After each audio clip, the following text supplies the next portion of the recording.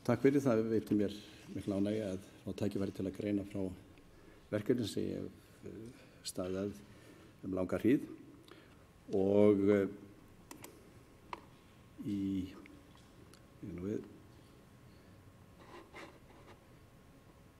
það sem ég ætla að gera er að tala almennt geðlag til að byrja með, síðan helstu tegundir forvarna og hvernig megi stemma stigu við geðlægð. Fjallum verkefnið hug og heilsu og rannsóknir á því og að lokum nokkuð samantekt. En betri heilt en vel gróið, svo hljóðar orðskviðan og undirstrikar mikilvægi þess að byrgja brunninn. Algengt að fólk segist vera dapurt og vonlaust sem hinn helsta vísbending geðlægð, en gjarnan að þá sé að ræða leiða, óyndi eða óánægju sem gangi fljótt yfir. Sá sem í geðlægð fer að sjá veröldina í svart-hvítu, gleði sem áður bjó í brjósti, fölnar og viðtekur doði og áhugaleysi. Það sem áður vakti gleði og ánægju lyftir ekki lengur lund, áhuga skortir á að framkvæma, erfiðara verður að fara fram úr á morgnana, fara í skóla eða sinna vinnu og heimilistörfum, hugsa sig og hreyfa, þrífa og klæða. Hinn dapri missi tengsl við vini og einangrar sig. Geðlægð tekur á sig ýmsar myndir í mismunandi aðstæðum, svo sem geðlægð tengd skammdegi, meðgöngu, barnsburði, geðlægð tengd líkamlegum sjúkdómum, geðhvörfum og óyndi. Helsta einkenni þunglyndis eða geðlægðar depurð, deyfð, einmanakennd og sinnuleysi. Hinn dapri grætur að því að virðist af tilefnislausi og getur alls ekki grátið þó eitthvað alvarlegt steðji að. Hann á oft erfitt með að sofa, vaknar fyrr að morgni en honum annars eðlilegt og nær ekki að festa svefn að nýju. Þó líka dæmi að hinn dapri sofi meir en eðlilegt getur talist. Sumir missa matarlyst og léttast, aðrir neyta matar í óhófi og fitna óeðlilega. Hinn þunglyndi hefur tilhneigingu til að draga sig í hlé, vera óöruggur með sig, finna fyrir höfnun annarra, auknu álagi og togstreitu í samskiptum við aðra. Alvarleg geðlægð dregur úr hæfni til daglegra starfa og að mati Alþjóða heilbrigðismálastofnunar talin helsta ástæða fötlunar í heiminum. Alvarleg geðlægð í 3. sæti yfir þá sjúkdóma sem valda mestri efnahagslegri byrði í heiminum og árið 2030 því spáð að hún verði dýrasti sjúkdómur tekjuhárra ríkja. Algengi alvarlegra geðlægðar á lífsleiðinni meðal fullorðinna 17% en meðal ungmenna 20–25%. Þegar við höfum í huga að fjórðungur mannfjölda heimsins á aldrinum 10–24 ára og allt að 3/4 geðrænna vandamála koma fram fyrir 25 ára aldur, mikilvægt að huga því hvort hugsanlega sé hægt að fyrirbyggja þessa þróun. Og samkvæmt upplýsingum landlæknisembættisins talið að 12–15.000 Íslendingar þjáist af þunglyndi á hverjum tíma, en rannsóknir hafa leitt í ljós að það megi koma í veg fyrir 25% þunglyndis og jafnvel í besta falli jafnvel upp undir 50%.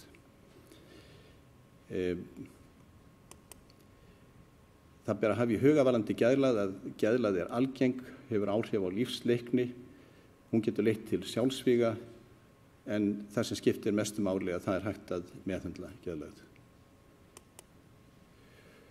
Og eins og fyrir getið þá lífstíðar algengi 17% og á þessari glæru sést glögglega að geðlægð helmingi algengara meðal kvenna en karla.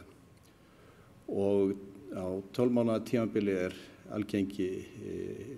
nýgengi 10% og líka helmingi algengari meðal kvenna en karla. Þetta langsnýsrannsókn sem gerð var í Nýja-Sjálandi sem talandi dæmi, en við sjáum að framundir þar sem einstaklingur var fellt eftir frá 11–21 árs aldur og framundir 14–15 ára aldur eða þegar krakkar í 9. bekk að þá greinist geðlægð tiltölulega sjaldan, en það vendipunktur einmitt þarna og mikil aukning sem verður eftir því sem að þau eldast framundir og yfir 20.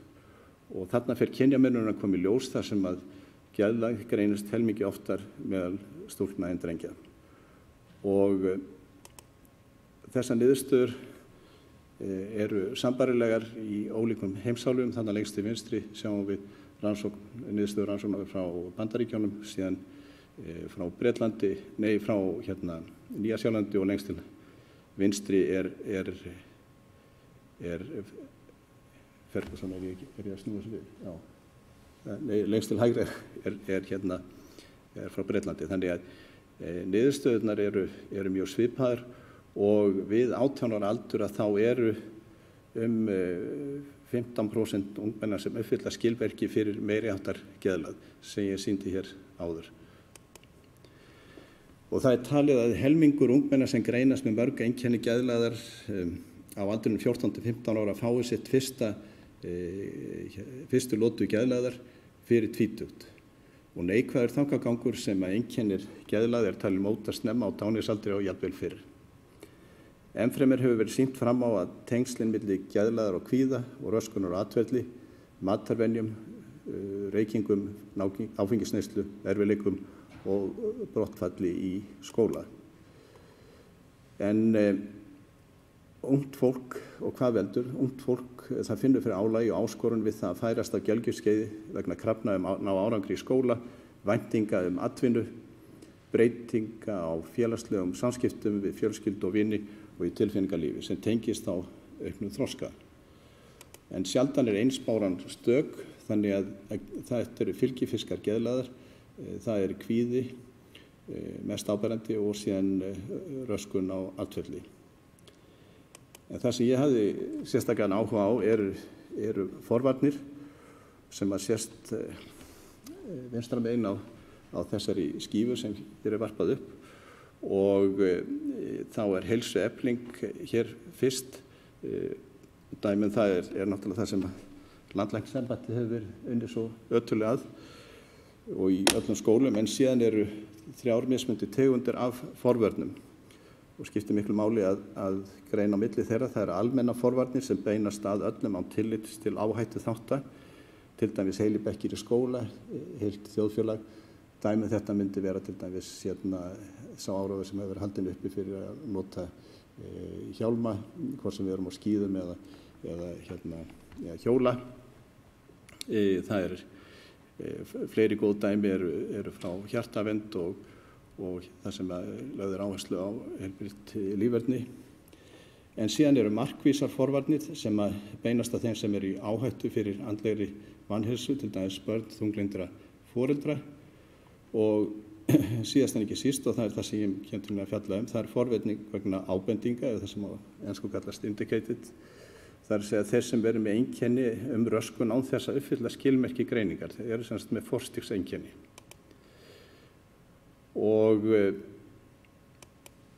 Og síðan eru þannig helstu áskoranir sem við stöndum fram fyrir, það er forvörn ákveðina markhópa og fjölga þeim sem njóta forvarna og öðlast betur skilning á geðlægð. Verkefnið Hugur og heilsa fellur mjög vel að heimsmarkmiðum Sameinuðu þjóðanna sem segir eftirfarandi: eigi síðar en árið 2030 hafi ótímabærum dauðsföllum af völdum annarra sjúkdóma en smitsjúkdóma verið fækkað 1/3 með fyrirbyggjandi aðgerðum á meðferð og stuðlað að geðheilbrigði og vellíðan. En tilgangur rannsóknar sem hefur farið fram hérna við Háskóla Íslands var náttúrulega að fyrirbyggja þróun geðlægðar og meta árangur námskeið sem byggir á hugmyndum hugrænnar atferlismeðferðar. Sú tegund meðferðar hefur reynst mjög árangursrík einmitt í meðferð geðlægðar og meðal ungmenna sem voru með mörg einkenni geðlægðar sérstaklega. Og það er að segja þeir sem fengu einhvern yfir 70.50 sætisröð og undir 90. sætisröð og semst voru í áhættu hópi en hefðu ekki þegar greinst með þunglyndi. Það var álitið að þeir sem greindir voru með yfir 90. sætisröð hefðu þegar greinst eða myndu uppfylla skilmerki fyrir geðlægð. Þannig við höfum áhuga á því að sjá hvort það væri hægt að stemma stigu við þessari þróun. Og það sem við gerðum voru að skima í 9. bekk grunnskóla, það er að segja þegar krakkarnir voru 14-15 ára og í svona meðalbekk í íslensku grunnskólum 100 nemendur og þeir sem fengu háa einkunn í skimun, eins og ég greindi frá, Þeim bauðst síðan að fara í geðgreiningarviðtal þar sem við lögðum mat á geðgreiningar og einstaklingar sem voru fyrst og fremst með einkenni geðlæðar, þeim var boðið þáttaka í námskeiði. En bara til að gefa hugmynd af þessum 100 sem við lögðum fyrir í svona meðalstórum skóla, að þá voru 30 sem skoruðu yfir eða fengu einhvern yfir 7050 sætisröð. En kannski 10-14 sem voru fyrst og fremst með einkenni geðlæðar og það er þeim sem var boðið að taka þátt. Námskeiði fór fram í 6 sveitarfélögum í dreifbýli og þéttbýli þannig að við vildum fá hugmynd hvernig þetta gengi í þjóðfélaginu almennt.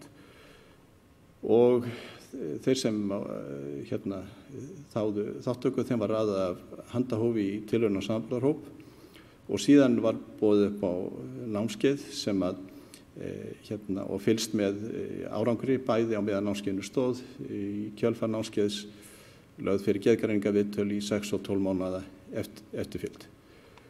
Og námskeiðið samanstóð af 12 kennslustundum á 10 vikum og nemendur fengu þá sérstaka handbók og fræðsluefni.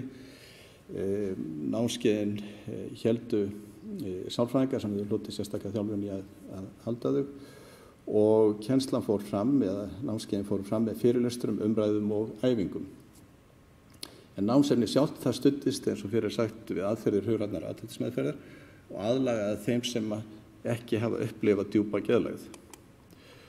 Og við lögðum áherslu á þá hugmynda með því að hafa áhrif á hugsun og hegðun væri hægt að hafa áhrif á og breyta líðan. Og einnig var þjálfuð hæfni þáttakandi til að takast á við vandamál og finna úrræði. Þetta var hópnámskeið þar sem ungmenni unnu saman og fengu fræðslu og leiðbeiningar. Og það voru 8 til 10 þáttakendur í hverju námskeiði. Og þetta voru niðurstöðurnar, þetta er tímaseríu rannsókn eða time series analysis á ensku sem er venjulega notuð til að meta árangur lyfja sem við gátum nota þessa tölfræði vegna þess að hópurinn var það stór og þið sjáuð þarna lengst til vinstri að hóparnir voru eins í upphafi en strax í lok námskeiðs 3 mánuðum eftir að það hófst þá var farið að bera á mun á samanburðar og tilraunahópi. Rauða línan er tilraunahópurinn og gráa er samanburðarhópurinn. En í 6 og 12 mánaða eftirfylgdinni að þá reyndist marktækur munur á hópunum og það sést best ef þið horfið bara neðst á þessa glæru að í 12 mánaða eftirfylgd þá voru 5-falt meiri líkur á því að samanburðarhópurinn hefði þróað með sér meiri háttar geðlæðarlotu eða óyndi heldur en tilraunahópurinn. Og þetta er hefðbundin framsetning á niðurstöðum og þeir sjá að rauði hópurinn er þeir sem sátu námskeiðin og þetta er 6 mánaða og í 12 mánaða eftirfylgdinni að þá er sláandi og marktækur munur á hópunum með tillit til greiningar á geðlægð. Okkur fannst mikilvægt ef við fengum þær athugasemdir þegar við vorum að senda niðurstöður okkar til birtingar að þetta væri framkvæmd í svo einsleitu þjóðfélagi, það er ekki víst að niðurstöðurnar yfirfærðust yfir á ólíkt samfélög.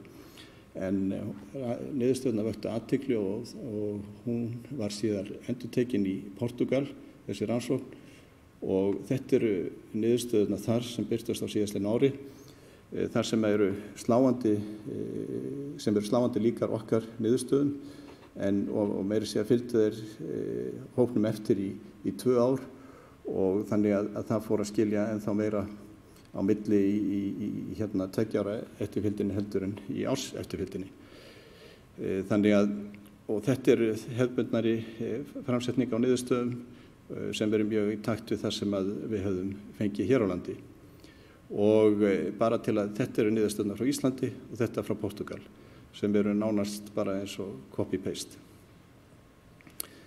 Og niðurstöður rannsóknar okkar hafa því leitt í ljós að námskeiðið Hugur og heilsa dragi úr einkennum þunglyndis og sporni við þróun þess.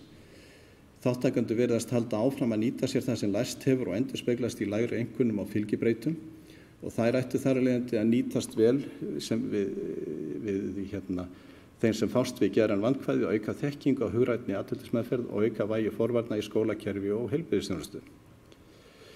Og það að mínu mati mikilvægt að koma í veg fyrir fyrstu lotu geðlaðar. Það gæti haft áhrif á námsárangur, atvinnu, félagshæfni, lífsgæði, dregið úr þörf fyrir læknisþjónustu og misnotkun áfengis- og fíkniefna síðar á lífsleiðinni. Og þegar til lengdar lætur kynni forvarnir að geta lengt líf þeirra sem í áhættuhópi og fengið síður geðlægð með því að koma í veg fyrir sjálfsvíg og aðrar afleiðingar geðlægðar. Með því að kenna einstaklingum að takast á við andstreymi er líklegt að þeir hafi fremur borð fyrir báru og það er markmið forvarna að styðja að uppbyggjandi lífsviðhorf, bæta félagshæfni, styrkja viðnámsþrótt og gera þeim sem annars væri vansælir kleift að bæta sjálfsmynd og treysta á eigin mátt og efla viðnám gegn andlæti. Með því að kenna einstaklingi að takast á við andstreymi lífsins er líklegt að þeir hafi fremur borð fyrir báru og það er markmið forvarna að styðja uppbyggjandi lífsviðhorf og bæta félagshæfni, styrkja viðnámsþrótt og gera þeim sem annars væri vansælir kleift að bæta sjálfsmynd sína og efla, treysta á eigin mátt og efla viðnám gegn andlæti. Og sé litið til þess sem upp hefur verið talið afleiðingar af alvarlegri geðlægð og óyndi, aukna líkur á bakslagi og alvarleg geðlægð taki sig upp á ný, er ljóst hversu mikilvægt er að grípa í tauman og reyna að koma í veg fyrir fyrstu lotu alvarlegra geðlægðar hjá ungmennum. Jafnvel minnsti bati vegur þungt á vogarskálum einstaklinga og þjóða. Þetta er sem sagt gagnrýnt námskeið, fór fram í 6 sveitarfélögum og að sýna að það sé allavega hægt að sporna við og fresta geðlægð. Það hefur því miður kannski ekki verið haldið áfram með það hér á landi eins og ráðast var í upphafi, en vonandi verður það í framtíðinni og vert að geta þess að við erum búin að sýna fram á sama árangur í gjörólíku menningarsamfélagi. Nú er verið að rannsaka námskeið í Grikklandi, í Þessalóniki, við háskólann þar og fyrir ári síðan þá hófst rannsókn á námskeiðinu í Gautaborg í Svíþjóð og þá með samvinnu heilsugæslu og skóla og það er það sem að væri óskandi í framtíðinni að þeir einstaklingar sem eru með nokkur einkenni geðlægðar geti fengið að sitja námskeið af svipari tegund og þessu til þess þá vonandi að byrgja grunninn til framtíðar og ég þakka kærlega fyrir.